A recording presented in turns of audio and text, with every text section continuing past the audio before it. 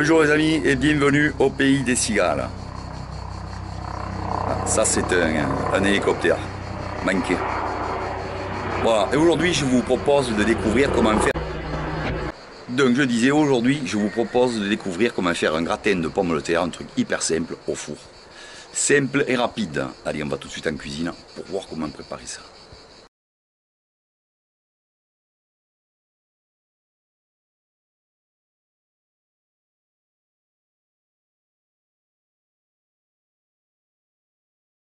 Première étape, l'épluchage, normal, économe, pour ne pas faire de gaspillage. On va les rincer tout de suite, le mettre à tremper dans de l'eau froide, parce qu'après, on fait le lavage maintenant, parce qu'après, une fois coupés, on ne les rince surtout plus. C'est la fécule contenue à l'intérieur de la pomme de terre qui va lier le liquide. Donc, on les lave entières et une fois coupées, on ne touche plus. Plus d'eau. On va éplucher l'ail,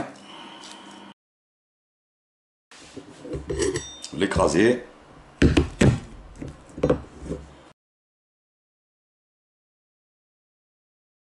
Et le concasser, mais grossièrement.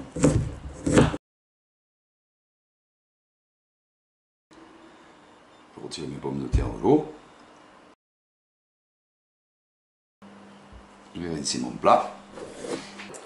Alors on peut faire ça à la main, mais c'est pas interdit de les faire au robot. C'est plus rapide. Et ça sera bien régulier. Alors à la main, un couteau qui coupe bien et on va émincer le plus fin possible.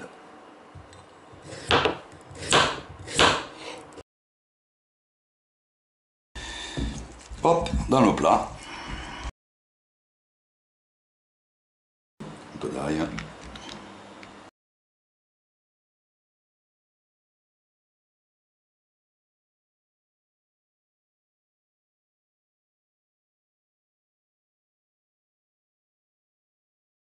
Je finis mon ail parce qu'après je couvre avec les patates, la patate qui reste.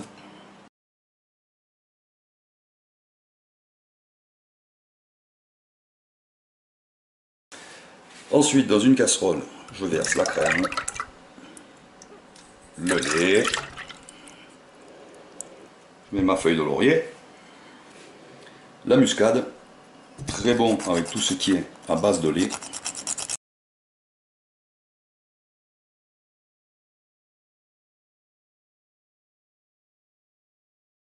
Il faut bien saler parce que la pomme de terre, en absorbant le liquide, elle ne va pas être aussi salée que ce qu'on a salé le liquide.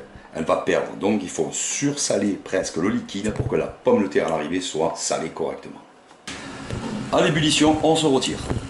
Et on verse le ciuciu bello sur les pommes de terre. Ça va accélérer la cuisson. On va mettre au four et on va laisser réduire tout ça, cuire et réduire. Au plus on va laisser réduire de liquide, au plus on va dégager d'arômes et de goût. Et si fromage il y a, si vous voulez mettre du gruyère, ce sera presque en fin de cuisson pour éviter qu'il brûle, hein, parce que le gratin reste quand même pas mal de temps au four. Donc on évite.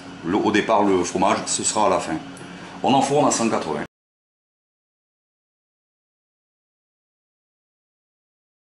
« 55 minutes, pile poil. » Alors prenez un plat avec des rebords qui restent encore de la marge en haut, parce que le lait rebouillit et il peut déborder. Hein. Moi j'ai été limite là, vous voyez, mais je connais mon plat, je sais qu'il s'arrête là. On va avoir une bonne harmonie au niveau du liquide et de la pomme de terre, vous allez voir. Voilà la consistance du jus, vous voyez, bien épais, mais il en reste, il faut qu'il en reste. Voilà. Là on a un gratin, pas sec et pas liquide. Alors un autre conseil, si vous voulez mettre du fromage dedans, vous mettez au milieu, au départ, du fromage râpé et vous l'enfournez. Moi, j'aime pas, j'en ai pas mis. J'aime pas avec ça. Après, il va être recouvert. Ensuite, si vous voulez le gratiner au fromage râpé, vous sortez le plat à 45 minutes.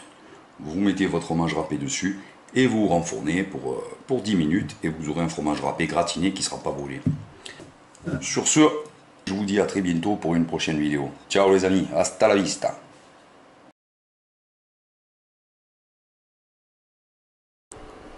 Bonne épaisseur de jus surtout, très important.